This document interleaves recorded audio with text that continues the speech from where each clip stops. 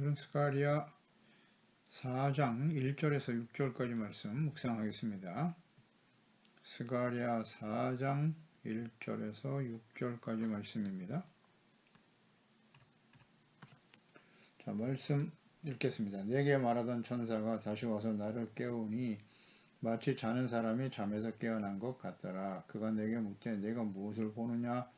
내가 대답하되 내가 보니 순금 등잔대가 있는데 그 위에는 기름 그릇이 있고 또 그 기름 그릇 위에 7 등잔이 있으며 그 기름 그릇 위에 있는 등잔을 위해서 7 관이 있고 그 등잔대 곁에 2 감람나무가 있는데 하나는 그 기름 그릇 오른쪽에 있고 하나는 그 왼쪽에 있나이다 하고 내게 말하는 천사에게 물어 이르되 내 주여 이것들이 무엇이니까 하니 내게 말하는 천사가 대답하여 이르되 내가 이것들이 무엇인지 알지 못하느냐 하므로 내가 대답하되 내 주여 내가 알지 못하나이다 하니 그가 내게 대답하여 이르되 여호와께서 스룹바벨에게 하신 말씀이 이러하니라.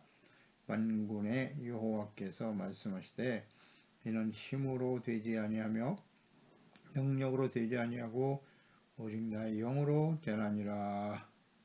아멘.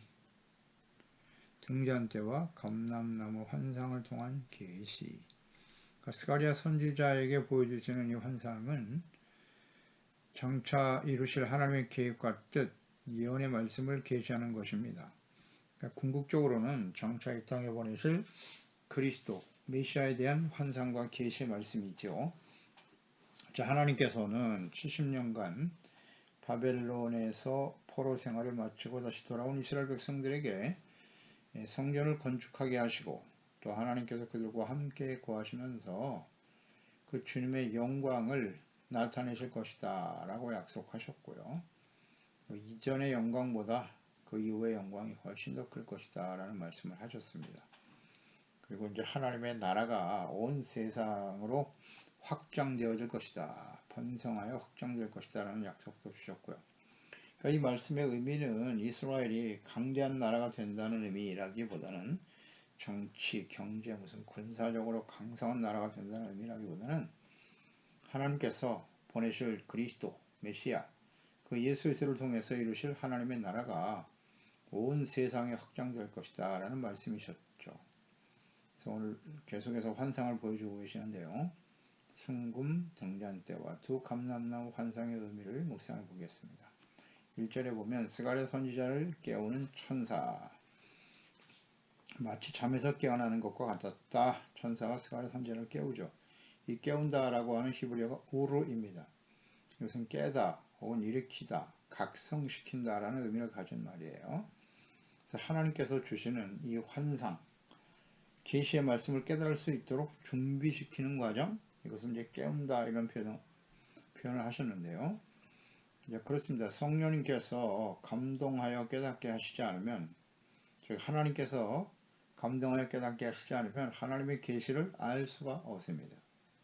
환상을 보아도 성령으로 감동되지 않으면 그 의미가 무엇인지 몰라요. 계시라고 하는 말은 감추어져 있던 것을 열어서 보여주시고 깨닫게 하시는 것이거든요. 그러니까 여기서 깨운다라고 하는 것은 하나님의 뜻을 깨달을 수 있도록 준비시키는 과정이라고 보면 됩니다. 에베소서 1장 17절에 말씀하시죠. 우리 주 예수 그리스도의 하나님 영광의 아버지께서 지혜와 계시의 영을 너에게 주사 하나님을 알게 하시고 그랬어요. 지혜와 계시의 영을 우리에게 주시고 깨닫게 하실 때 우리는 하나님을 알 수 있죠. 영이신 하나님을 알 수 있어요. 그 지혜와 계시의 영이신 성령께서 우리 가운데 감동되어질 때 우리는 하나님의 말씀과 하나님의 뜻을 알게 되고 또 이처럼 하나님의 영으로 감동된 사람들에 의해서 성경은 기록되게 하신 것이고 그러므로 하나님의 영으로 거듭나고 감동되지 않으면 하나님과 그 말씀하신 바 진리의 말씀을 전혀 이해하고 깨달을 수 없습니다. 고린도전서 2장 10절 이하에도 보면 오직 하나님의 성령으로 이것을 우리에게 보이셨다. 성령은 모든 것 곧 하나님의 깊은 것까지도 통달하시느니라. 알고 계신다고요? 하나님의 일을 사람의 속에 있는 영 외에 누가 알리요? 사람의 일을 사람의 속에 있는 영 외에는 누가 알 것이냐? 이와 같이 하나님의 일도 하나님의 영 외에는 아무도 알지 못하느니라. 우리가 세상의 영을 받지 아니하고 오직 하나님으로부터 온 영을 받았으니 이는 우리로 하여금 하나님께서 우리에게 은혜로 주신 것들을 알게 하려 하심이니라. 아멘입니다. 하나님의 영이 우리 가운데 임하셔서 우리 가운데 성령께서 감동하시지 않으면요, 하나님 또 그 보내신 자 예수 그리스도, 예수님을 통해서 이루신 하나님의 구원의 역사, 오늘 지금 장차 그리스도를 보내서 이루실 하나님의 계시와 예언의 말씀을 하고 계시는데요, 선지자에게. 스가랴 선지자뿐만이 아니죠. 이사야 선지자, 예레미야도 마찬가지고 그 이후에 많은 선지자들을 통해서 장차 이 땅에 보내실 그리스도에 대한 계시의 말씀을 하신 거예요. 그러니까 성경 계시의 말씀인 거예요.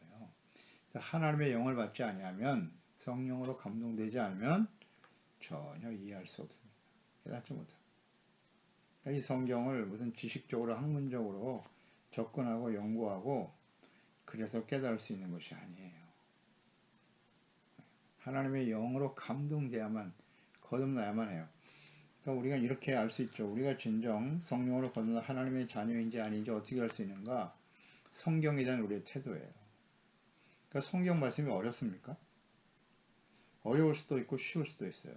성령으로 거듭난 하나님의 자녀들에게는 이 성경은 어린 아이들도 다 이해할 수 있는 그 말씀이에요. 그렇지 않습니까? 그런데 성령으로 거듭나지 않은 사람들에게는 이 성경 말씀은 이해하기도 어렵고 받아들일 수도 없고 그런 거예요. 성령으로 거듭난 사람들만이 이 성경 말씀에 나타난 하나님과 하나님의 뜻을 바르게 이해할 수 있어요. 다시 한번 강조합니다. 이 성경 말씀은 하나님의 말씀입니다. 영이신 하나님의 말씀이에요. 모든 시대에 모든 하나님의 자녀들에게 주시는 말씀이에요. 누구에게? 하나님의 자녀들에게. 불신자들이 아니에요. 하나님의 자녀들에게 주시는 하나님의 말씀이에요. 그러니까 성령으로 거듭나지 않으면 이 말씀과 의미를 알 수가 없는 거예요. 2절에 보면 그가 내게 묻되 내가 무엇을 보느냐 이제 준비시키시는 거죠. 하나님의 영으로 감동시키는 겁니다. 내가 대답하되 내가 보니 순금 등잔대가 있는데 그 위에는 기름 그릇이 있고 또 기름 그릇 위에 7 등잔이 있고 그 기름 그릇 위에는 등잔을 위해서 7 관이 있고 그 등잔대 곁에는 2 감람나무가 있었다. 하나는 오른쪽 하나는 왼쪽에 있었다 그랬네요. 순금 등잔대 등잔대 옆에 감람나무 2개가 있어서 오른쪽 왼쪽에 거기에 이제 등잔 불을 밝히는 관으로 연결되어 있고요. 그 2 감람나무에서 이제 기름이 관을 통해서 공급되는 거죠. 그래서 불을 밝히고 있는 그런 상황이에요. 그런 구조로 되어 있다는 거죠. 그런데 그 등잔대가 과거 성소 안에 모세 시대에 하나님이 성막을 짓게 하실 때 그 성소 안에 있었던 등잔대 등불의 모습과 같다고 보면 되겠습니다. 그래서 이 순금으로 만들었다. 이 순금으로 만들게 하신 의미가 있죠. 순금이라고 하는 2가지 의미가 있겠죠. 하나는 불변성, 변하지 않는다는 거예요. 금은 불변성의 가치를 의미하는 것이고 또 하나는 완전하고 청결하다. 순금이잖아요. 순금을 만들기 위해서는 끊임없이 불 속에 연단을 해야 돼요. 도가니로 연단을 해서 풀물을 통해서 연단을 해서 불순물을 제거하고 순전한 금이 되게 한단 말이에요. 그러니까 청결함, 거룩함, 의로움 뭐 이런 의미를 가진다고 볼 수 있겠어요. 그리고 순금이라고 하면 영원한 하나님의 나라, 그러니까 영원하신 하나님과 하나님 나라의 속성, 천국의 속성이 바로 순금에 있다. 과거에 모세시대에 성막을 지을 때 성전 기구들을 순금으로 만들게 하셨어요. 출애굽기 25장 8절에 보면 내가 그들 중에 거할 성소를 그들이 나를 위하여 짓되 하나님을 위해서 짓는 거예요. 물은 내가 내게 보이는 모양대로 장막을 짓고 하나님이 보여주시는 대로 지어야 해요. 기구들도 그 모양을 따라 지어야 해요. 하나님께서 정확한 설계도를 보여주셨고 재료들도 마찬가지 주님이 말씀하신 대로 해야 됩니다. 11절에 너는 순금으로 그것을 싸고 안팎을 싸고 위쪽 가장자리로 돌아가며 금태를 두르고 너는 순금으로 등잔대를 쳐 만들되 그 밑판과 줄기와 잔과 꽃받침과 꽃을 한 덩어리로 연결하고 그러니까 성소에 있는 모든 기구들 법궤, 속죄소, 등잔대, 떡상, 향단도 있죠. 이거 다 순금으로 써서 만들어야 돼요. 하나님이 그렇게 명하셨어요. 그 이유가 뭐냐는 거죠. 불변성. 하나님의 속성이잖아요. 영원히 변하지 않으시는 하나님의 속성. 하나님이 거기 거하시는 거니까 내가 그들 중에 거할 성소라 그랬잖아요. 하나님이 거하시는 성소이기 때문에 영원 불변하신 하나님, 그 하나님의 속성을 의미하는 것이죠.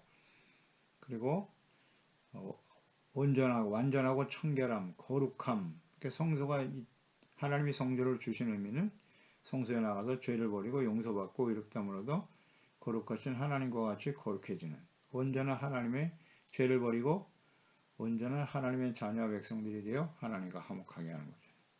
그게 순금의 의미란 말이죠. 이 순금이라고 하는 것은 하나님의 나라 천국의 속성이다. 계시록 21장 18절에 보면 새 예루살렘 천국의 모습이 자세히 기록되어 있는데요. 그 성곽은 벽옥으로 쌓였고 그 성은 정금이다. 맑은 유리와 같더라. 천국에 우리가 거할 처소를 하나님이 만들어 놓으셨어요. 하나님이 거룩한 성소가 천국에 있는데 그 하나님의 나라는 전부 정금으로 되어 있다. 정금이 바로 하나님의 나라의 속성이에요. 당연히 그렇겠죠. 그게 바로 순금, 정금의 의미일 거예요. 그래서 우리가 이 땅에 영원히 변하지 않는 가치는 하나님의 말씀밖에 없어요. 하나님과 하나님 말씀만이 영원하시거든요.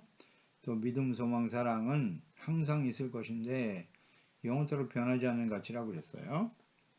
믿음, 소망, 사랑. 그러나 그 믿음은 무엇을 믿는 거예요?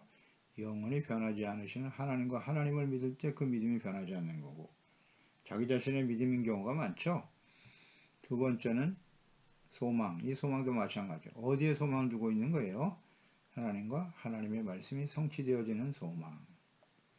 사랑. 그 사랑은 뭐다? 하나님의 말씀을 듣고 지켜 순종하는 것이다. 이게 사랑이잖아요. 그러니까 영원하신 하나님의 말씀과 연결되어 있는 믿음, 소망, 사랑만이 변하지 않는 거예요.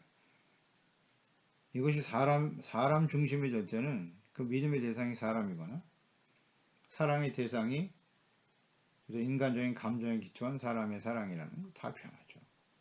다 변할 수밖에 없는 거예요. 순금의 의미를 우린 잘 이해해야 됩니다. 그럼 등잔대는 무엇을 의미하는 것인가? 등잔이라고 하는 것은 뭐 어렵지 않죠. 불을 밝히는 용도잖아요. 불을 밝히고 있어야 돼요. 과거 모세 시대에 그 성소 안에는 장막으로 덮여 있어요. 그래서 그 안에 들어갈 때 대제사장만이 들어갈 수가 있는 것인데 그 등잔불이 없으면 떡상을 정리하거나 혹은 하나님 앞에 향을 드리거나 할 수가 없어요. 어두워서. 반드시 밝히고 있어야죠. 등잔이 필요한 거죠. 등잔 때는 불을 밝히는 용도예요. 그러니까 그 빛은 뭐냐? 빛은 하나님 자체가 빛이시고요. 장차 보내실 그리스도, 예수 그리스도가 바로 빛입니다. 이 땅에 빛으로 오신다. 빛으로 오셨죠. 요한복음 1장 4절 5절에 그 안에 생명이 있었다. 이 생명은 사람들의 빛이라. 빛이 어둠의 빛이 돼 사람이 깨닫지 못하더라. 빛. 9절 11절 1장 9절 이하에도 참빛 곧 세상에 와서 사람에게 비추는 빛이 있었나니 그가 세상에 계셨으며 세상은 그로 말미암아 지은 바 되었으되 세상이 그를 알지 못하였고 자기 땅에 오매 자기 백성이 영접하지 아니하였으나 영접하는 자 곧 그 이름을 믿는 자들에게는 하나님의 자녀가 된다 라는 말씀하셨죠. 참빛, 세상에 오신 참빛이 누구예요? 예수 그리스도이시죠. 그러니까 예수님이 빛으로 오셨다. 죄악의 어둠 속에 있는 사람들이잖아요. 죄로 인해서 어둠 가운데, 절망 가운데 어떻게 해야 구원받을 수 있으며 하나님을 알 수 없는 캄캄한 어둠 속에 있었던 그들에게 하나님의 아들 그리스도께서 빛으로 찾아오셔서 생명의 빛이라고 하시죠. 그 빛이신 예수님을 통해서 죄사함 받고 용서받고 하나님의 자녀가 되고 하나님의 생명으로 거듭나게 하는 거죠. 새롭게 하시는 은혜. 빛은 예수 그리스도예요. 그 빛으로 오신 예수님을 영접하면 하나님의 자녀가 되는 거죠. 그리고 그 하나님의 자녀들이 빛이신 예수님을 영접하고 있기 때문에 주님과 함께 살아감으로써 세상을 비추는 빛이 되게 하시는 거죠. 그 빛된 하나님의 자녀들이 모여서 예수 그리스도의 몸인 교회를 이루게 하신 거예요. 그래서 예수 그리스도의 몸인 교회가 곧 세상의 빛이라고 할 수 있겠죠. 그러니까 성소 안에 있는 등잔의 불은 절대 꺼트려서는 안 돼요. 그래서 계속 기름이 공급되어야 하는 겁니다. 그래서 두 감람나무가 양쪽에 서서 기름을 계속 관을 통해서 공급해 줄 때 불이 밝혀지게 되는 거예요. 이것은 이제 이스라엘을 의미하는 거죠. 사실 이 등잔대라고 하는 것은 이스라엘을 택하신 하나님의 뜻이고요. 제사장의 나라가 되게 하신다고 하셨잖아요. 그래서 복의 근원이 되고 모든 사람들에게 하나님과 하나님의 영광의 빛을, 생명의 빛을 전하고 증거해야 될 이스라엘을 의미하는 것이기도 하고, 그것을 온전히 이루지 못하니까 하나님의 자녀 백성들이 그 이스라엘이 하지 못하기 때문에 예수 그리스도를 빛이신 그리스도가 이 땅에 오게 하심으로써 이 하나님의 영광의 빛을 나타내실 것이다. 그런 예언의 말씀이죠. 계시의 말씀이고요. 계속 기름이 공급돼서 빛이 꺼지지 않도록 해야 돼요. 꺼지면 안 됩니다.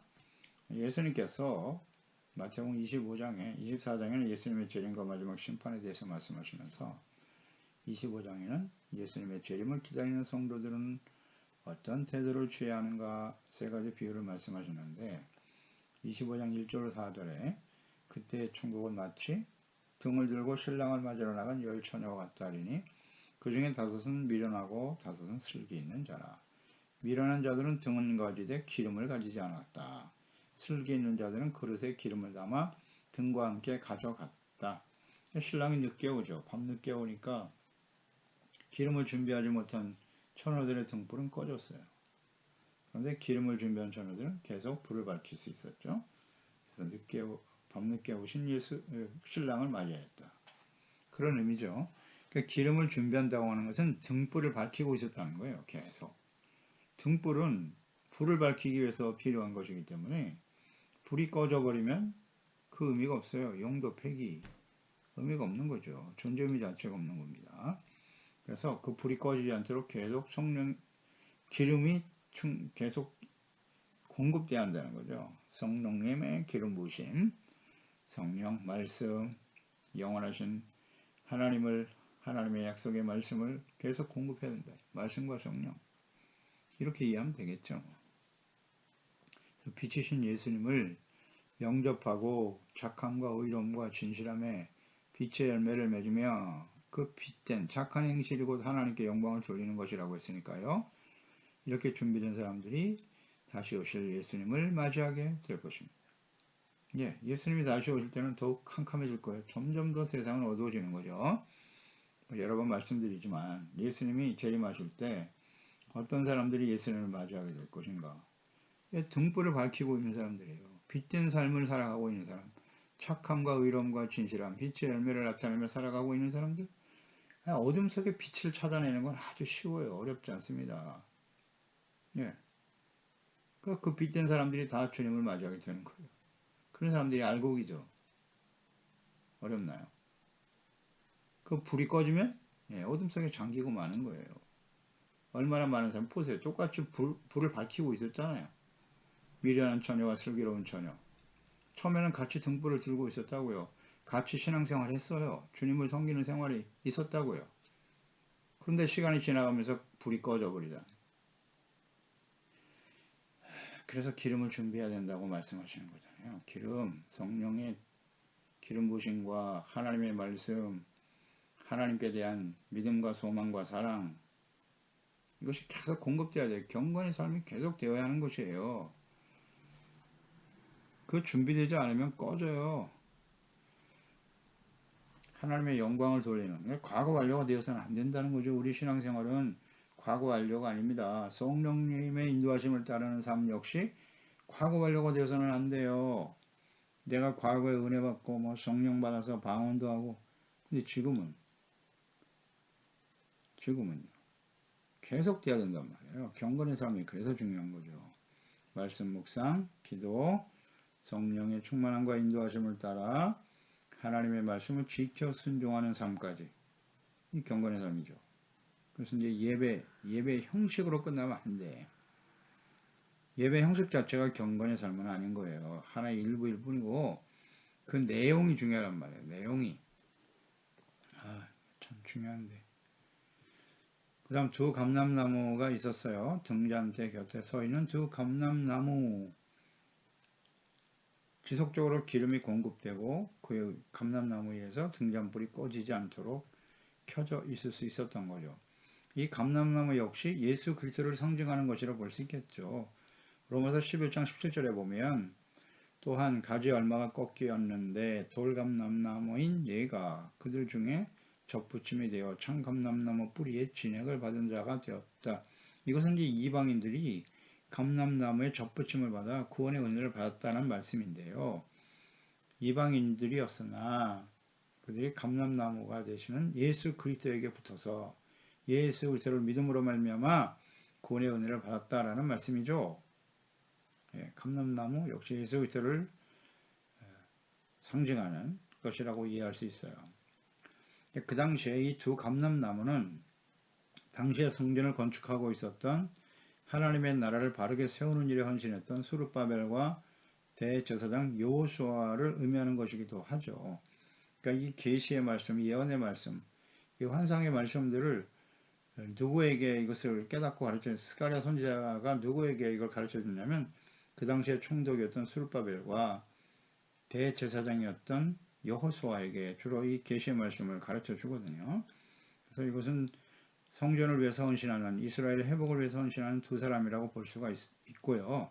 그러나 궁극적으로는 예수 그리스도를 의미하는 거예요. 왜냐하면 총독, 왕과 제사장이죠. 이것은 곧 그리스도로 오실 예수님에 대한 의미란 말이죠.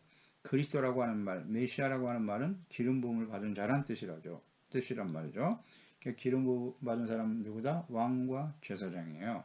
그래서 이 두 감람나무는 왕으로 오실 그리스도, 또 하나는 대제사장으로 오실 그리스도를 의미하는 이런 상징적인 의미를 가지고 이 환상을 보여주신 거죠. 그렇지 않나요? 정확한 해석이죠. 기름 부음 받은 자, 기름이잖아요. 기름이 부어진단 말이에요. 그래서 불을 밝히고 하나님의 나라가 바르게 세워지고 생명과 구원의 은혜를 받고 주님의 영광을 나타내는 두 감람나무. 네. 왕과 제사장으로 오실 그리스도를 의미하는 것이잖아요. 그러니까 예수 그리스도를 통해서 세워질 하나님의 나라 그리고 교회를 의미하는 것이다. 이렇게 이해하는 것이 맞죠. 4절로 5절 환상의 의미를 알지 못하니까 선지자 스가랴는 물었습니다. 이것이 무엇을 의미하는 것이죠? 잘 알 수가 없습니다. 하나님께서 천사를 통해서 의미를 알게 하셨죠. 6절에 그가 내게 대답하여 이르되 여호와께서 수르바벨에게 하신 말씀이 이러하니라. 수르바벨이잖아요. 대상이. 여호와께서 말씀하시되 이는 힘으로 되지 아니하면 능으로 되지 아니하고 오직 나의 영으로 되나니라. 이 말씀하셨죠.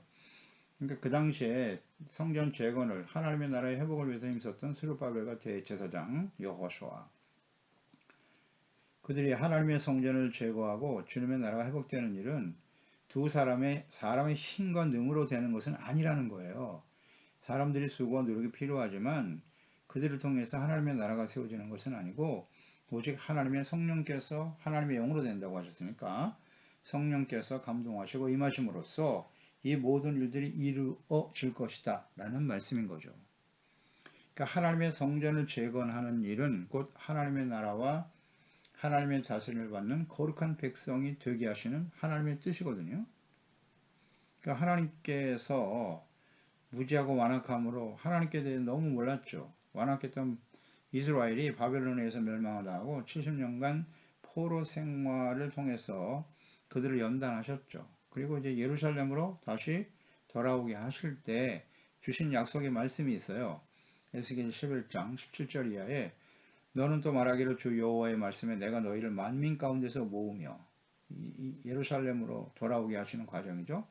너희를 흩은 여러 나라 가운데서 모아내고 이스라엘 땅을 너에게 주리라 하셨다 하라. 그들이 그리로 가서 그 가운데 모든 미운 물건과 모든 가증한 것을 제거하여 버렸지라.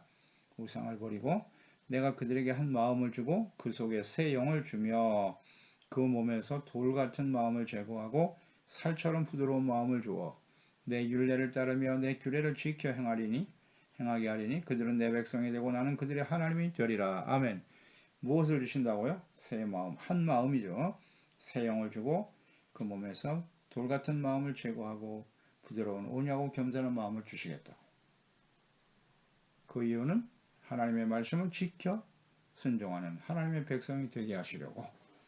보세요. 새 영을 부어주심으로써 예루살렘에 돌아간 하나님의 백성들을 통해서 하나님의 나라가 세워지게 될 것이라고.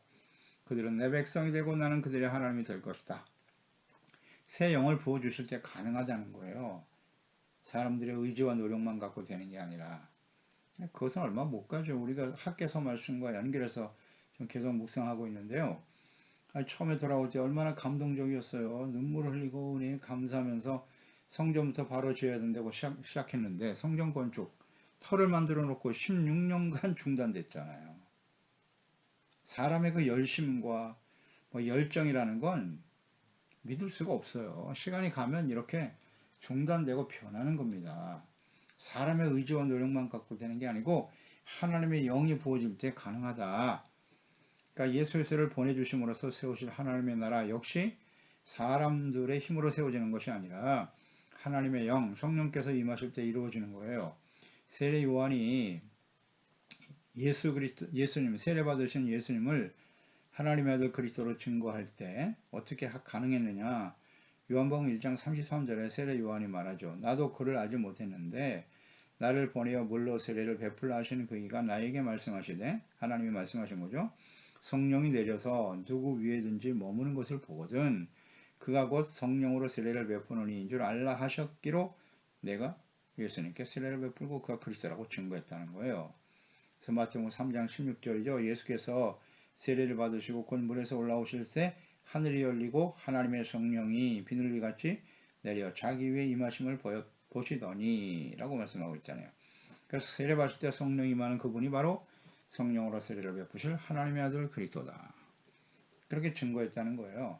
그러니까 예수님께서 세례 받으시고 성령이 임하심으로써 그리스도로 증거됐고 이제 성령과 함께 공생의 사역을 감당하게 되는 거예요. 그때부터 사역이 시작되지 않습니까? 그러니까 예수님은 참 사람이시면서 참 하나님이셨죠. 또한 예수님께서도 제자들에게 보혜사 성령을 약속하셨어요. 내가 아버지께로 가는 것이 너에게 유익이야. 내가 가면 하나님 보혜사 성령께서 너에게 임할 거라고. 그리고 마지막 부활 승천하기 직전에 그 약속을 기다리라고 말씀하셨죠. 사도행전 1장 4절 이하. 사도와 함께 모이사 그들에게 풍부하여 이르시되 예루살렘을 떠나지 말고 내게서 들은 바 아버지께서 약속하신 것을 기다려라. 요한은 물로 세례를 베풀었지만 너희는 몇 날이 못되어 성령으로 세례를 받으리라 하셨나니라. 사도행전 6장 8절. 오직 성령이 너에게 마시면 너희가 권능을 받고 예루살렘과 온 유다와 사마리아와 땅 끝까지 이르러 내 증인이 될 것이다. 그 성령의 충만함을 받도록 기다려라. 예루살렘 떠나지 말고. 그 말씀대로 모여서 전혀 기도에 힘쓰매 사도행전 2장에 성령이 임하죠.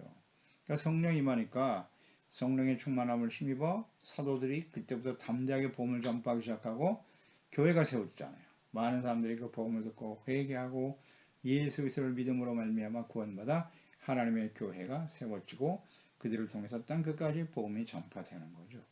그러니까 사람의 힘으로 되는 게 아니에요. 예수님의 제자들을 보세요. 예수님은 죽을지언정 예수님을 부인하지 않겠다고 외쳤던 베드로 3번이나 예수님을 부인했죠. 저주하고 맹세하면서 부인했어요. 그 제자들은 무력했어요. 예수님 십자가에 죽으시고 부활하실 것을 여러 번 말씀하셨지만 그들은 예수님에 대한 대단한 열정이 있었어요. 믿음도 있었고 예수는 그리스도요 하나님의 살아계신 하나님의 아들이라는 고백도 했고 그러나 보세요. 성령이 역사하지 않으니까 하나님의 나라와 주님의 예수 그리스도를 보내신 하나님의 뜻에 대한 이해도 없고 주님의 나라와 뜻을 온전히 이루지 못하더라는 거잖아요. 그래서 사람의 힘으로 능으로 되는 게 아니고 하나님의 영이 임할 때 비로소 하나님의 나라가 회복되고 그리스도를 통해서 보내실 하나님의 뜻이 이루어질 것이다. 그래서 우리는 성령을 받아야 된다고 주님께서 강조하신 거예요. 그래서 말씀과 성령으로 거듭나야 됩니다. 그리고 성령님의 인도하심을 따라 진리의 말씀을 쫓아. 성령은 진리의 영, 예수 그리스도의 영, 하나님을 경외케 하시는 영이고 지혜와 총명의 영이시거든요. 그러니까 성령의 감동하심을 따라 진리의 말씀을 죄하로 묵상하고 듣고 깨닫고 또 순종하게 하시는 분도 성령님이시고, 그래서 예수 그리스도가 증거되고 이를 통해서 더 많은 사람들이 하나님의 자녀가 되고 하나님의 다스림을 받는 거룩한 백성이 되어 생명과 구원을 얻는 하나님의 뜻이 이루어지게 하는 것, 이것이 바로 예수 그리스도를 보내신, 그러니까 당시 예루살렘을 회복하게 하신 하나님의 뜻이고 장차 예수 그리스도를 보내사 이루실 하나님의 뜻인 거예요. 우리를 구원하신 하나님의 뜻이기도 하고요. 이 주님의 뜻을 바르게 알고 잘 순종하며 지켜가는 저희들이 되어야 할 것입니다. 기도하겠습니다. 하나님 아버지, 오늘도 주의 말씀을 통해서 예루살렘, 회복된 예루살렘에 하나님의 성전을 재건하시려고 하는 하나님의 뜻, 성전의 회복은 곧 하나님이 다스리신 하나님의 나라의 회복이죠. 하나님이 택한 하나님의 백성들이 연단을 받아 이제는 하나님의 다스림을 받는 거룩한 백성이 되고 복의 근원이 되고 제사장의 나라가 되고 온 세상의 모든 사람들이 이제 그들을 통해서 하나님을 알고 생명과 구원을 얻는 역사가 하나님의 다스림을 받는 하나님의 나라가 세워지기를 정말 원하시죠. 그러나 우리는 역사를 통해서 확인될 수 있듯이 하나님 다 알고 계시죠. 그들의 열정과 헌신이 얼마 가지 못한다는 걸 잘 알아요. 또다시 어둠 속에 묻혀버린 이스라엘, 그래서 하나님은 전국적으로 하나님의 아들 그리스도를 보내심으로써 이루실 하나님의 나라, 이것을 환상을 통해서 선지자에게 계시로 기록하여 우리에게 남겨주셨습니다. 이 말씀의 의미가 무엇인지 우리는 정확하게 이해할 수 있습니다. 하나님의 나라, 거룩한 하나님의 백성이 되는 일은 사람의 힘과 능력으로 되는 것이 아니라 오직 성령을 통해서 이루어지는 것이다. 빛과 소금이 되어야 할 빛으로 주의 영광의 빛을 나타내야 될 하나님의 자녀 백성들, 교회와 그리스도인들이 하나님 감람나무를 통해서 공급되는 기름이 없이는 그 역할을 다할 수 없듯이 이제는 예수 그리스도와 하나님의 성령으로 거듭나고 충만하고 주의 말씀이 날마다 공급되어져서 주의 영광의 빛을, 생명의 빛을 나타내며 증거하는 우리 모든 하나님의 자녀들, 또 우리 교회, 우리 지체들, 우리 가족들이 다 될 수 있도록 도와주세요. 예수님의 이름으로 기도드립니다. 아멘.